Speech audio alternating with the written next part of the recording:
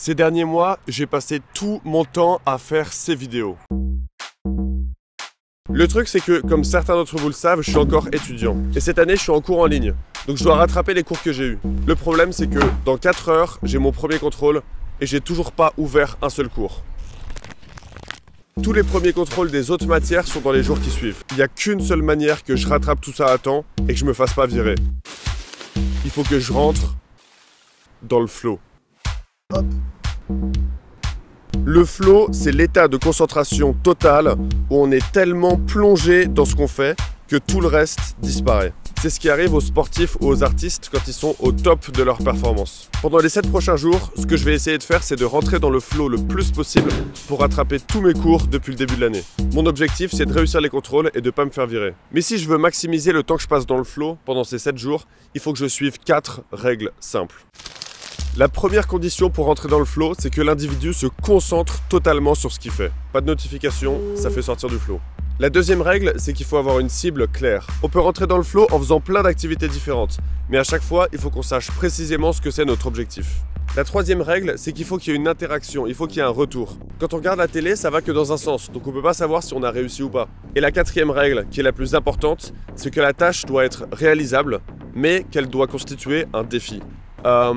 Comment dire? Ok, donc là on a la difficulté de la tâche et là on a nos compétences pour la réaliser. Si je choisis une tâche qui est ici, j'ai beaucoup de compétences mais elle est très facile. Donc en fait je vais m'ennuyer.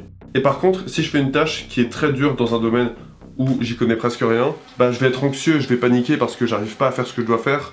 Par contre, si je fais une action simple dans un domaine où j'y connais pas grand chose, et ben là ça va me stimuler. Parce que la tâche elle est pas très dure, mais moi je suis pas très fort non plus. Donc elle est exactement au niveau qu'il faut pour me stimuler, pour que ce soit réalisable mais que ça reste un défi. Et de la même manière, si je fais une tâche qui est très difficile dans un domaine où je suis vraiment fort, je vais pouvoir me concentrer entièrement parce que toutes mes capacités vont être utilisées à la tâche. C'est pour ça que c'est cette zone, la zone du flow. C'est ici que je vais pouvoir me pousser au maximum de mes capacités parce que la tâche va être ni trop facile ni trop dure. Trêve de bavardage. Passe à la chasse au flow.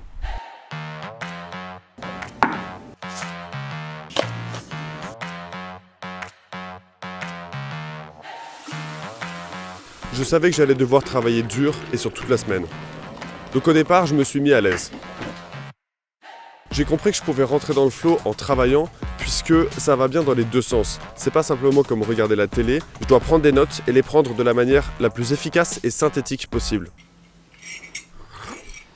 C'est comme un jeu, j'essaye de passer sur les cours en prenant toutes les informations principales et sans m'attarder sur les détails qui servent à rien. Je me suis rendu compte que faire ça, ça me plaît beaucoup plus que d'aller au cours physiquement, parce que soit il y a des moments où ça va trop vite et donc je suis submergé, soit à l'inverse, on s'attarde super longtemps sur des trucs qui sont simples, et donc là je m'ennuie et je décroche. Mais alors, comment savoir si j'arrivais vraiment à rentrer dans le flow? Dans son livre, Mihaly Csikszentmihalyi explique qu'il est allé interroger des artistes, des sportifs, des joueurs d'échecs partout à travers le monde, et qu'à chaque fois il donnait exactement la même description du flow. Oui, le livre a été traduit en Vivre la psychologie du bonheur, donc honte à ses traducteurs. Votre concentration est totale, votre esprit ne vagabonde pas. Vous ne pensez pas à autre chose, vous êtes totalement absorbé par ce que vous faites. Votre énergie coule doucement, vous vous sentez relaxé, à l'aise et énergique. Il y a aussi une analogie que j'ai bien aimée dans le livre, c'est un joueur d'échecs qui explique que quand il est totalement concentré sur sa partie en tournoi, il peut rester comme ça pendant des heures et il remarquerait même pas si le plafond s'effondrait sur lui. Maintenant, le problème est vite arrivé au premier examen. C'était un cours d'économie et j'ai un peu abusé parce que j'avais passé 4 heures à rattraper presque 2 mois de cours.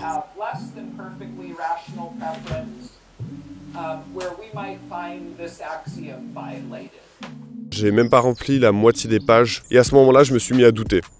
Peut-être que je m'y suis pris trop tard et que c'est impossible de rattraper autant de cours en si peu de temps. Peut-être que j'aurais pas dû faire cette erreur de me consacrer à YouTube en oubliant totalement les cours. Il me restait que quelques jours pour les examens suivants et c'était encore des matières que j'avais même pas commencé à regarder. À ce moment-là, j'étais quasiment sûr que j'allais me prendre des zéros et sans doute me faire virer. Le lendemain matin, il s'est passé quelque chose de bizarre. J'avais plus autant de pression et surtout j'avais plus aucune attente. Je m'attendais à rien de spécial mais j'étais beaucoup plus détendu. Et quand je me suis assis, tout a commencé à devenir clair. Le seul moment où j'étais plus obsédé par rentrer dans le flow, il venait tout seul. Et c'est à ce moment-là que j'ai commencé à trouver mes meilleures techniques. La première, c'est de mettre de la musique détendue et répétitive. Si je mettais des paroles, j'arrivais pas à me concentrer. Mais si je mettais une musique plus douce, le genre de truc qu'on trouve en tapant chill, lofi beats, et bah ça me faisait rentrer dans cet état de conscience qui est un peu plus détendu et qui essaye pas de résister à ce qui se passe. Le deuxième truc, c'est que j'ai commencé à méditer parce que ça me permet de stabiliser ma pensée sur une chose. Pour méditer, j'ai pas une méthode compliquée, simplement je m'assois et je me concentre entièrement sur ma respiration. À chaque fois qu'il y a une pensée qui arrive, au lieu d'essayer de la bloquer et de pas la laisser rentrer dans mon esprit, je la laisse couler tranquillement pour ne pas m'accrocher à elle et je recentre ma concentration sur ma respiration.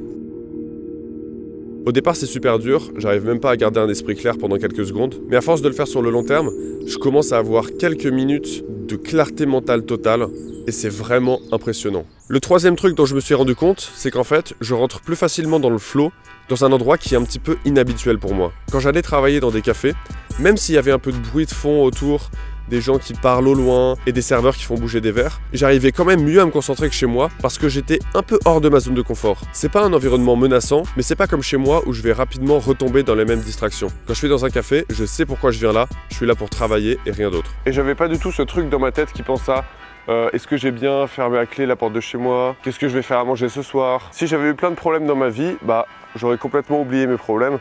Et que du coup cet état il pourrait presque devenir addictif pour certaines personnes parce que en s'oubliant totalement dans l'action, on oublie tous nos problèmes et les difficultés qu'on rencontre. Quand j'ai commencé à appliquer ces méthodes, j'ai eu les premiers vrais résultats. Alors je m'en étais pas rendu compte mais il est 1h14 et je me suis pas arrêté depuis le dîner. C'est bizarre cette sensation de s'oublier totalement dans l'action parce que je sais qu'il y a autant de temps qui est passé mais pendant que je travaillais, je ressentais pas qu'il y avait beaucoup de temps qui passait en fait. Même si j'en étais un peu conscient. C'est assez bizarre. Le truc le plus déstabilisant dans le flow au départ, c'est qu'il altère la perception du temps. À l'époque du livre, l'auteur, Mihaly Csikszentmihalyi, il comprenait pas vraiment pourquoi est-ce qu'on avait cette sensation de s'oublier dans l'action.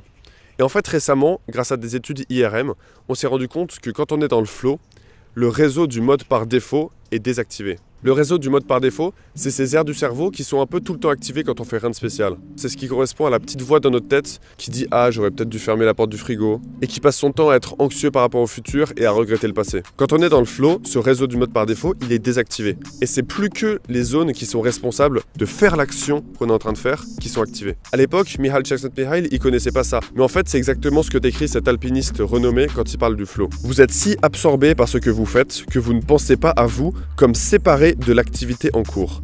Vous ne vous voyez pas séparé de ce que vous faites. Donc en fait, quand on rentre dans le flow, on devient littéralement l'action qu'on est en train de faire.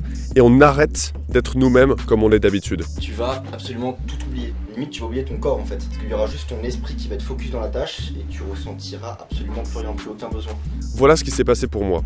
Au premier examen, je me sentais forcé et je me concentrais sur le fait de rentrer dans le flow. Et du coup, je me concentrais pas sur l'action que j'étais en train de faire. Et ça m'empêchait totalement d'être efficace. Quand tu aimes ton travail, en fait, c'est là où tu peux vraiment atteindre le flow, je pense. Pour toi, t'es obligé d'aimer le truc, tu peux pas être contraint. Bah, mon flow à moi, en tout cas, mon flow créatif qui dure des heures, c'est un truc que tu fais parce que tu l'aimes. Et si t'es contraint à faire quelque chose et que ce que tu fais t'ennuie et que t'espères rentrer dans le flow, tu rentreras jamais dans un vrai flow. Et dans le milieu créatif, quand tu crées quelque chose, concrètement, tu crées, t'en oublies de manger, t'en oublies de dormir, et à la fin, il est 3h du matin, t'es ok, genre je n'ai pas dormi, je n'ai pas mangé. Ça, c'est quelque chose que t'as vraiment dans le milieu créatif et que t'as pas quand tu fais des maths ou quand tu travailles de manière scolaire ou des trucs comme ça. Maintenant, quand les 2 autres examens sont arrivés, j'avais tiré une leçon. Se concentrer uniquement sur la tâche qu'on est en train de faire et pas sur si on arrive à rentrer dans le flow ou pas. Et à chaque fois qu'une pensée parasite arrive, simplement la laisser couler, la laisser partir et revenir à ce qu'on est en train de faire, exactement comme pendant la méditation. Cette méthode, elle a payé parce que les 2 examens d'après, je les ai réussis beaucoup mieux que le premier. À la fin de mes révisions, j'avais arrêté d'essayer de tout optimiser parfaitement. En fait, je passais que quelques heures par jour à réviser, mais comme j'étais dans le flow et que j'étais totalement détendu, c'était super efficace. La leçon que j'en ai tirée, c'est que on rentre pas dans le flow en le cherchant. Au final, par rapport à si j'avais regardé les vidéos des cours à un rythme normal, j'ai économisé près de 27 heures. Et le projet a plutôt été une réussite. Mais ce que j'en tire quand même, c'est que si j'arrive pas à rentrer dans le flow pour rattraper les cours, bah c'est pas grave. C'est juste que les cours c'est une contrainte et c'est pas un truc que j'aime spécialement. Par contre, ce que je veux faire, c'est trouver dans mon temps libre les activités qui vont naturellement me faire rentrer dans le flow. Peut-être que j'essaie trop d'avoir le contrôle. En fait, c'est pas genre couper une notification qui va m'aider à rentrer dans le flow. C'est plutôt quand je serai rentré dans le flow, j'en aurais plus rien à foutre de toute façon des notifications. Exact. Si on arrive à trouver ce qui nous fait rentrer dans le flow, que ce soit dans le sport, dans la lecture, dans notre développement intellectuel. Et si on allie ça avec la discipline, on pourra aller beaucoup plus loin dans nos projets et nous rapprocher du surhomme. On se retrouve dans pile 10 jours pour une prochaine vidéo et un nouveau pas vers le surhomme. Allez, ciao!